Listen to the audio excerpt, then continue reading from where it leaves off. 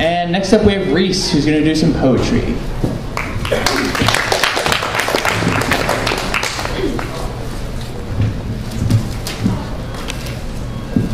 Okay, I apologize off the bat for my voice. I'm really sick. But it's a poem by Sharon Olds that I really love.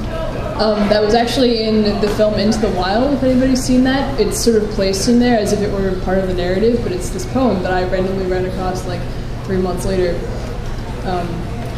It's called I Go Back to May 1937. I see them standing at the formal gates of their colleges. I see my father strolling out under the ochre sandstone arch, the red tiles glinting like bent plates of blood behind his head. I see my mother, with a few light books at her hip, standing at the pillar made of tiny bricks, with the wrought iron gate still open behind her, its sword tips black in the May air. They are about to graduate. They are about to get married. They are kids. They are dumb. All they know is they are innocent. They would never hurt anybody.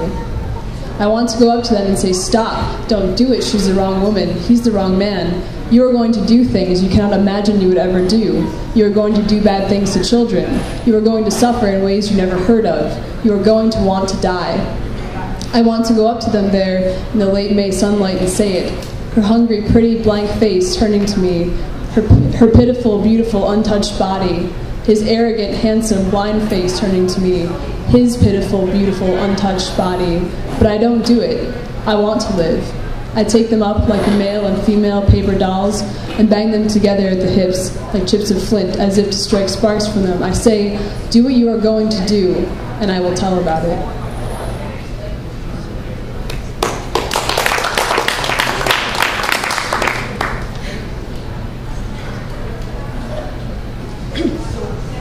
And this is called Ape. It's by Russell Edson. You haven't finished your ape, said Mother to Father, who had monkey hair and blood on his whiskers. I've had enough monkey, cried Father. You didn't eat the hands. I went to all the trouble to make onion rings for its fingers, said Mother. I'll just nibble on its forehead, and then I've had enough, said Father. I stuffed its nose with garlic just like you like it, said Mother. Why don't you have the butcher cut these apes up? You lay the whole thing on the table every night, the same fractured skull, the same singed fur, like someone who died horribly. These aren't dinners, they are post-mortem dissections. Try a piece of its gum. I've stuffed its mouth with bread, said Mother. Ugh, it looks like a mouth full of vomit. How can I bite into its cheek with bread spilling out of its mouth, cried Father.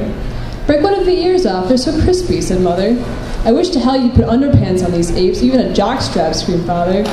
Father, how dare you insinuate that I see the ape as anything more than simple meat, screamed Mother. Well, what's with this ribbon tied in a bow on its private, screamed Father. Are you saying that I'm in love with this vicious creature? That I would submit my female opening to this brute? That after we had love on the kitchen floor, I would put him in the oven after breaking his head with a frying pan and then serve him to my husband, that my husband might eat the evidence of my infidelity? I'm just saying that I'm damn sick of ape every night, cried Father.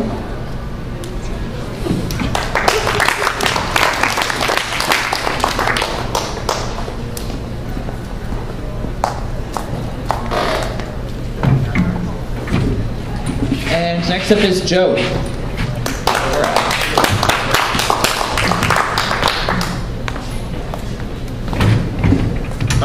Personally, I'm a big fan of like lyrics and music, stuff like that. So I don't have that much poetry, but I printed off one of my favorite songs by.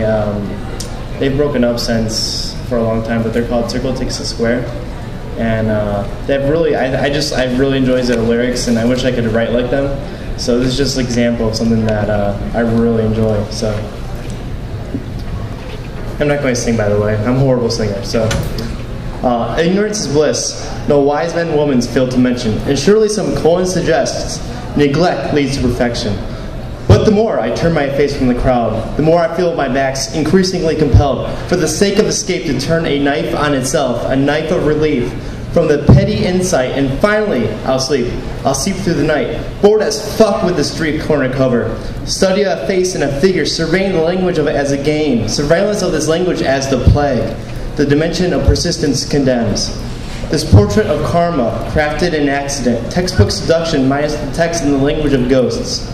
And so we ran, like the wolves were biting. The inhibitions of their prey kept them from screaming, "Scratch my back and I'll stab you and yours." So I chose to live this life alone, without the teeth marks. But I predict, I'll have to sink my fangs in someone else's heart to heal my own. Just a victim spit, one part for the wolves, one part for you. But I'll grow weary soon, weary of this fractal cold, weary of this hallway lined with ghosts. Just a scratch upon the skin, a drop of blood to let them in. Their words will cause the sweetest fracture from a stone's throw. Just a scratch upon the skin, a drop of blood to welcome them. Parasitic, vowed critics or lovers, like spirits mingling in the mist that we crafted. A starving jury, let them eat shit from our trembling hands. The heat for heat's sake on this bartered block of Congress. Deductively speaking, the pillar of progress. Well, maybe I put too much faith in the accident. Entranced, we dance upon the ripest display of escape. Let the starving ghosts feast from this flesh, from these bones. Let them all feast. In this chess game of language, forced to sit so I play all alone. Watch the bathhouse drift forth like petals from a well-crafted rose. That was called Non-Objective Portrait of Karma.